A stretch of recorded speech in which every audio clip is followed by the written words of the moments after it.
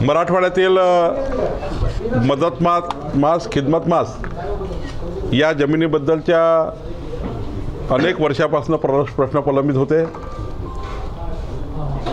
राज्यामध्ये देवेंद्र फडणवीसजींचं आमचं सरकार आल्यावर माननीय राज्याचे माजी मुख्यमंत्री अशोकरावजी चव्हाण साहेब,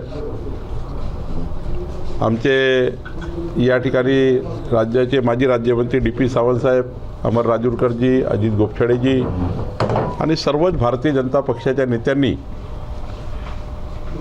विधिमंडळात आणि अनेक वेळा बैठक घेऊन निजामकालीन मदत मास खिदमत मास या जमिनीबद्दलचा प्रश्न सुटला पाहिजे, या जमिनी फ्री होल्ड झाल्या पाहिजे याकरता मागणी होती.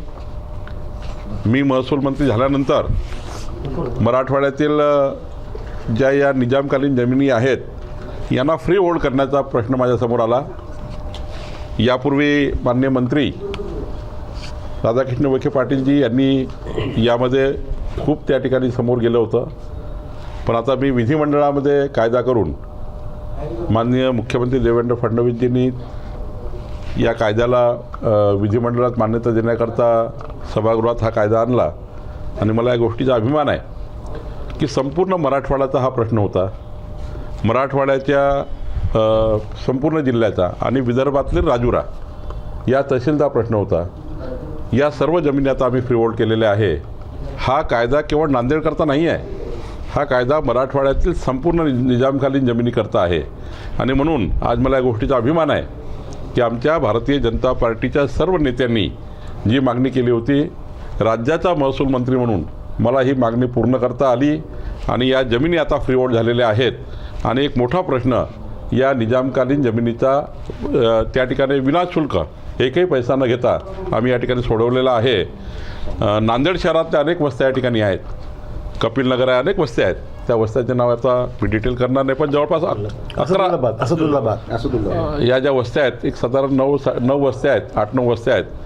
तर या सर्व वस्त्या आता फ्री होल्ड झालेल्या आहेत. त्यांचे पट्टेवाटप आम्ही करणार आहे. मी स्वतः नांदेडमध्ये येऊन या सर्व लोकांना फ्री होल्डचे प्रमाणपत्र आम्ही देणार आहोत. यासाठी पाठपुरावा मला सांगा, हा प्रश्न मराठवाड्याच्या संपूर्ण निजामकालीन जमिनीचा आहे. हा एक वेगळा काही नांदेडचा राहू शकत नाही, हा काही राजुराचा राहू शकत नाही. मग राजुराचे आमदार सर्वच आमदार आहेत. मराठवाड्याच्या सर्वच आमदारांनी त्या ठिकाणी आपल्या आपल्या पद्धतीने प्रयत्न केले आहेत, पण खरा प्रयत्न त्या ठिकाणी सुरुवात केला माननीय अशोकराव चव्हाणजींनी. खरा प्रयत्न सुरू केला पहिल्या बैठकीमध्ये राधाकृष्ण विखे पाटीलजीकडे माननीय अशोकराव होते, माननीय आपले सर्व जिल्ह्याचे नेते होते, तेव्हा ते सुरू झाली. पण ठीक आहे, ह्याचा कोणाला क्रेडिट घ्यायचा तो वेगळा विषय आहे. पण मला या ठिकाणी एवढंच नमूद करायचं आहे की राज्यामध्ये अनेक सरकार आले, अनेक सरकारं गेलेत, पण राज्याचे महसूल मंत्री राधाकृष्ण विखे पाटीलजींनी पुढाकार घेतला. त्याला अंतिम करण्याची जबाबदारी माझ्यावर आली आणि मी ती जबाबदारी पूर्ण केली. आज मला या ठिकाणी एवढं सांगेल की पुढच्या काळामध्ये मी स्वतः नांदेडमध्ये येऊन या सर्व वस्त्या आणि निजामकालीन जेवढ्या मराठवाड्यातल्या वस्त्या आहेत त्या सर्व वस्त्यांचं फ्री होल्ड झाल्याचं प्रमाणपत्र आम्ही त्यांना देणार आहोत.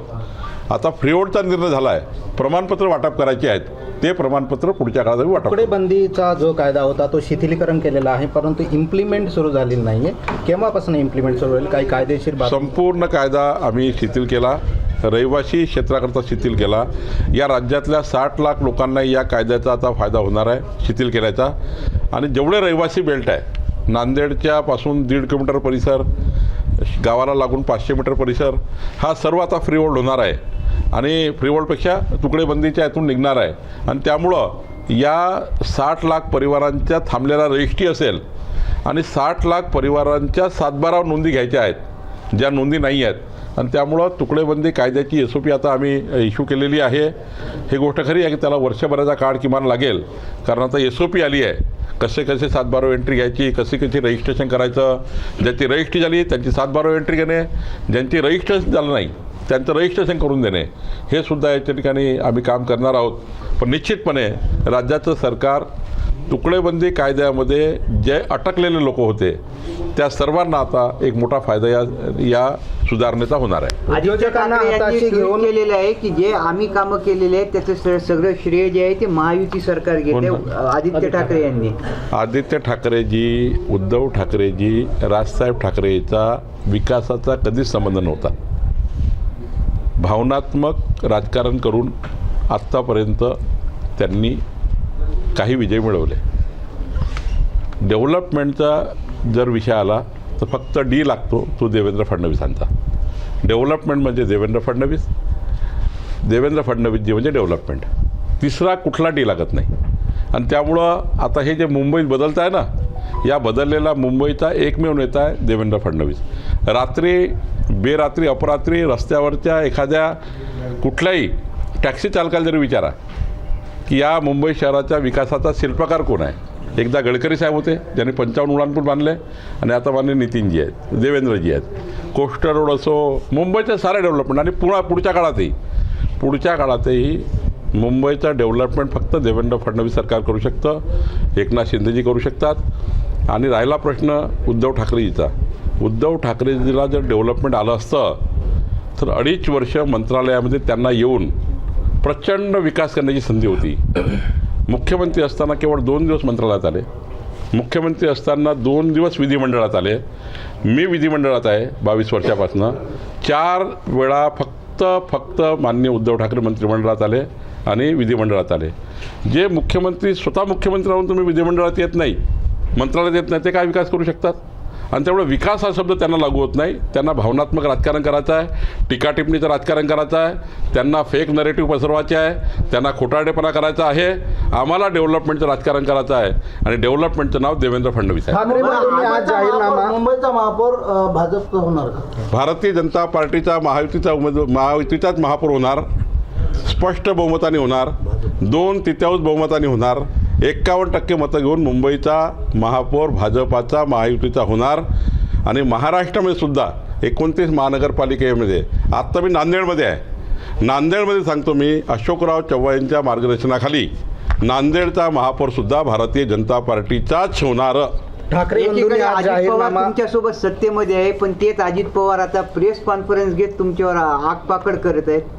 त्यांना त्यांच्या पक्षाची भूमिका ते मांडतात आहे. पण मी सकाळी सांगितलं, आपल्याला आताही सांगतो की अजितदादा, आम्ही सर्व जे समन्वय समिती, मी स्वतः समन्वय समितीमध्ये आहे, आमचं सर्वांचं एकच ठरलेलं आहे की कुठल्याही मित्रपक्षाला मैत्रीपूर्ण लढत असताना कुणी टीकाटिप्पणी करू नये. आता नांदेडमध्ये आम्ही वेगळं लढतो आहे, पण भारतीय जनता पार्टी कधी शिवसेनेवर किंवा राष्ट्रवादीवर टीकाटिप्पणी करणार नाही.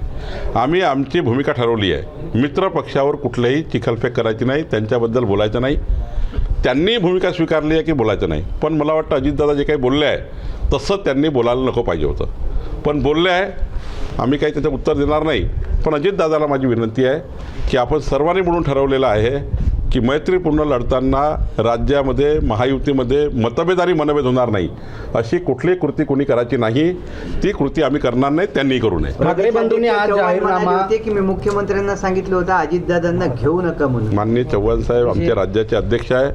ते मुख्यमंत्र्यांनी त्यांनी काय चर्चा केली असेल ते माननीय रवींद्र चव्हाणजींनी आपल्याला सांगितलं आहे. ठाकरे बंधूंनी आज जाहीरनामा प्रकाशित केला आहे. त्याच्यामध्ये 2 महत्त्वाचे मुद्दे आहेत. 1 लाख गरिबांना घरे देणार आणि दुसरं म्हणजे काही देणार नाही. बांधकाम ते काही 3,000 रुपये महिना देणार. ते काही जाहीरनामा प्रसिद्ध केला असेल ठाकरेजींनी, उद्धव ठाकरेजींनी काही जाहीरनामा प्रसिद्ध केला असेल तरी मुंबईच्या जनतेचा विश्वास राहणार नाही. कारण उद्धवजीच्या कुठल्याही अजेंडामध्ये विकास नाही, विकासाचा कधी त्यांचा संबंध नाही.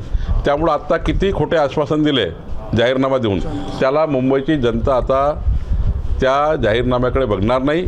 मुंबईमध्ये एकच जाहीरनामा चालेल, तो देवेंद्र फडणवीस यांच्या विकास कामाचा. त्यामुळं कुठलाही जाहीरनामा चालणार नाही.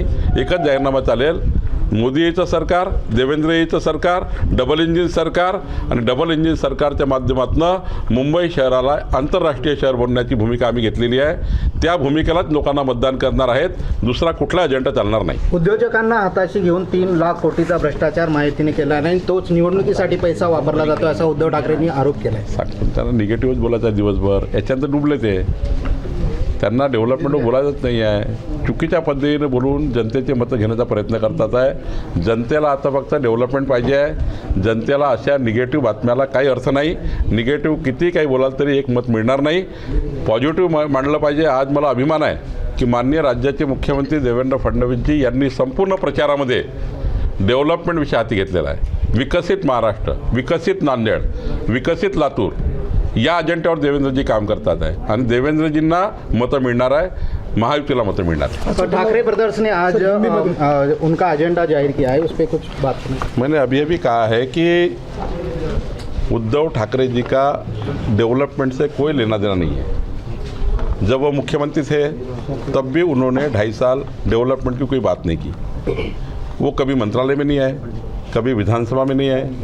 और मैंने यहाँ तक देखा है कि मैंने बहुत मुख्यमंत्री जी के साथ काम किया है. माननीय अशोकराव चौहान जी के साथ मैंने काम किया है. वो मुख्यमंत्री थे कांग्रेस पार्टी का, मैं भारतीय जनता पार्टी का विधायक था. रात दिन मंत्रालय और विधानमंडल में आए बगैर मुख्यमंत्री काम ही नहीं कर सकते.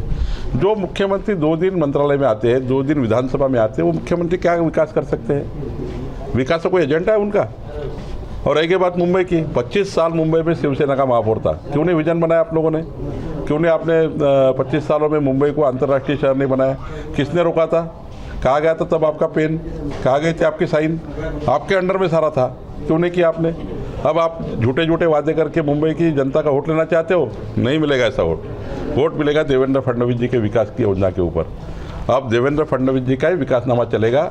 हमारे एकनाथ जी, देवेंद्र जी मिलकर मुंबई को इंटरनेशनल शहर बनाएंगे, मुंबई को विकसित शहर बनाएंगे और विकसित महाराष्ट्र के लिए वोट मिलेगा. मुंबई का मेयर कौन बनेगा? मुंबई महाराष्ट्र मुंबई में स्पष्ट बहुमत के साथ, 2/3 बहुमत के साथ मुंबई का मेयर भारतीय जनता पार्टी महायुति का होगा. 2/3 बहुमत के साथ होगा.